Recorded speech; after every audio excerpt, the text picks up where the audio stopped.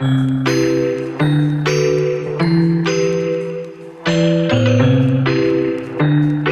to Fit and Focus, Wellness for Busy Women, the podcast where we dive into the world of health and well being tailored specifically for women who are juggling demands of both career and family. I'm your host, Shane, and I understand the challenges of balancing a thriving career while nurturing a family. So grab your headphones, take a deep breath, and let's embark on this journey to become the best versions of ourselves together. Get ready to get fit and focus.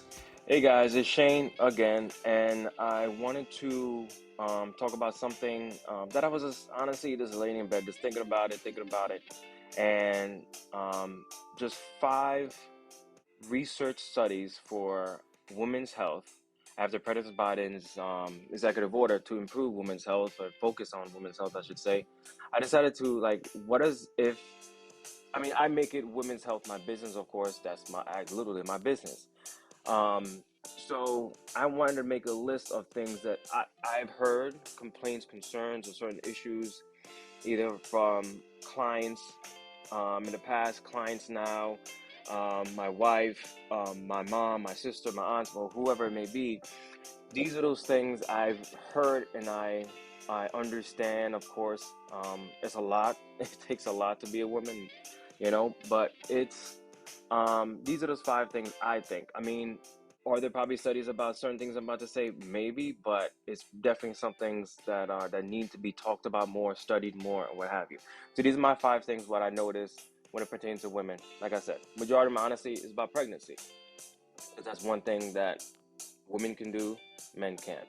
All right, but like we said, more of the studies in American history have always been one-sided, more on the male side. They presume that, okay, it's the same thing's gonna happen with women. But like say, if you keep giving a man a Tylenol, nothing happens to him, but you give Tylenol to a woman, or something when she's on a period, what happens when she's meant? Like, what are those things that probably occurs that we don't really know? But anyway, number one, okay, these are kind of more recent and it tapers off to more like in general. Okay, so bariatric surgery and pregnancy. Okay, I don't know what the stipulations are when it comes to people getting bariatric surgery. I bring this up because I was watching that special of Oprah about weight loss and was it shame, blame, and weight loss resolution. And I understand, like I said, I already made a video about that. But my thing is the girl that's 13 years old that had bariatric surgery. I don't know which one she had. It never actually disclosed that. I remember hearing that. But what will happen to someone like that? I'm thinking worst case scenario, she went, got the sleeve or whatever. So what happens with menstruating? What happens with having a baby? Because you're technically eating for two when you're eating. You're trying to nourish yourself and nourish your baby. So if your stomach is perhaps smaller, what happens? You're trying to give birth. So is there studies about that? I don't know. Like I said, these are things that I think about. Are there studies out there? I don't know. Okay. But it's just, I think I've heard women get the sleeve or get these certain bariatric surgery, but later years. This is like post, maybe to finish having kids in their 40s or whatever the case may be, But now I'm hearing a 13-year-old girl had it, so, what's the effects down the line? Okay, number two now, on the same place, or so I got this idea from the same, video with Oprah, weight loss drugs or low food intake, okay, low food intake and pregnancy. Okay, I always believed that, it's always known that if you intake less calories for a long period of time and you work out excessively or whatever, burning more calories in a sense, you might miss your period. You might have irregular periods or whatever. So if you're doing that, pregnancy is gonna suffer. You know what I'm saying? So, and I know a lot of people are doing, would probably do the, whatchamacallit, oh God, I can't remember the words, doing the procedures to get pregnant. Why am I forgetting the word, the thing? Oh my God, the procedure, I don't know. Oh, whatever. But they're doing the procedure to get pregnant and all that kind of stuff. But if your calories are low, or if you're doing these weight loss drugs when you're only eating maybe 1,000 calories a day or what have you, what effect does that have on you? You know, because, and I know, I don't know. These are all assumptions. I don't know. I'm not a doctor, but what kind of stuff happens? These are the questions I would like to be answered. You know, he's offering 12, is it 12 billion dollars to people to research things pertaining to women. So this is where I want. This is my wish list. What, you know, where I want that money to go to. So anyway, I just wanted to know, like, if you're doing these weight loss drugs and your calories are low, where are these? What happens to women that want to be pregnant? You know, what's going to happen down the line to them? You know, or they say, you know, if you do this weight loss thing or you do this weight loss surgery, that means you can get pregnant. You know, but unless you get off the pills or what have you. You know. Anyway, understanding more about the pelvic floor. Okay, this is number 3. Understanding more about the pelvic floor. Okay, the pelvic floor is, you know, of course we all have it, but for women giving birth and everything, what actually look more into the damage that it does. I'm not saying in a bad way, but the woman's body is damaged after giving birth.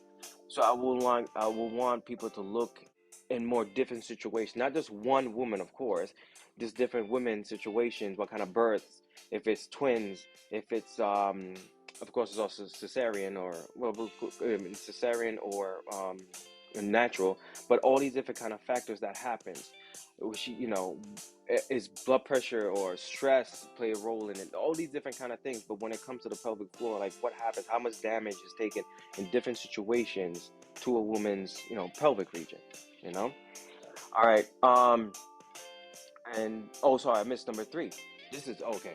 That was number 4. I missed number 3. Sorry, but anyway, it doesn't. Either one is not. All of them are all important in my book. But the number 3, and I bring this one up because of what happened recently. That this woman left her child. Um, 2 years. No, she was. Yeah, it was me because she passed away. She was 16 months, and this woman left for 11 days to on vacation with some guy, and she put food in the crib or whatever, and just left the child there. Pretty much starvation. It had starvation and dehydration, and she died.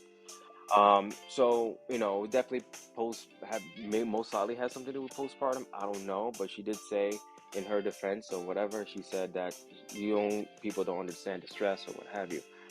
I think we really have to look at that a little bit more.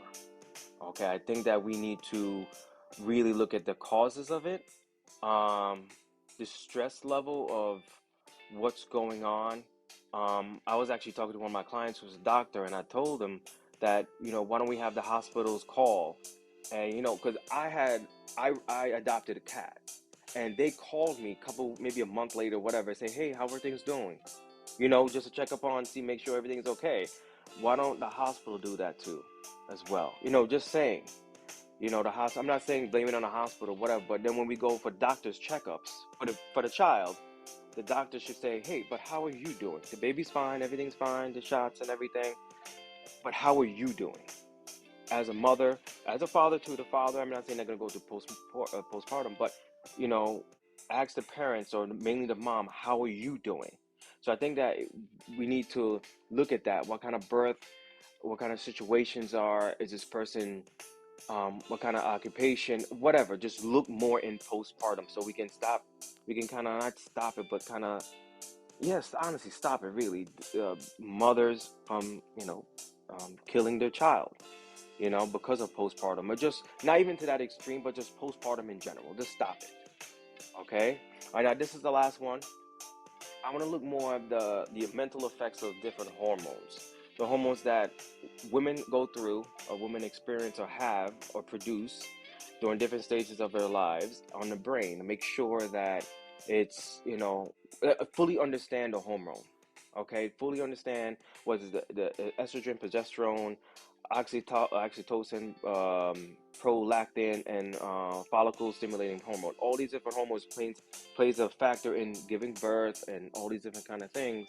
but I would like to want us to fully understand all of them, but more on the mental. We know physically what happens, but what's going on when there's oxytocin or whatever. What goes on the mental side of that stuff, you know? So when testosterone levels are high in men, we get a certain reaction mentally or what have you. Okay, but anyway, that's my top 5 list. Sorry this video is too long, but I hope it helps. Let me know what you guys think. What do you guys want that $12 billion that he just he's gonna not give out, but whatever, to pursue more studies when it comes to women's health? What do you guys think? What do you guys want to look at and learn more about yourselves as women? Okay, hope you guys give you something to think about. All right, guys, have a good Are one. you ready to transform your health and wellness journey? At Condappa Strength, I'm committed to helping you achieve your goals through my 3 pillars for results. First, I educate, equipping you with essential knowledge to understand your body and its needs. Then, I execute a tailored plan, ensuring every step is personalized to your unique lifestyle. Finally, I encourage, providing accountability and support every step of the way. Get ready to unlock your full potential and thrive in every aspect of your life. Visit me today and let's embark on this journey together. Check me out at condappastrength.com.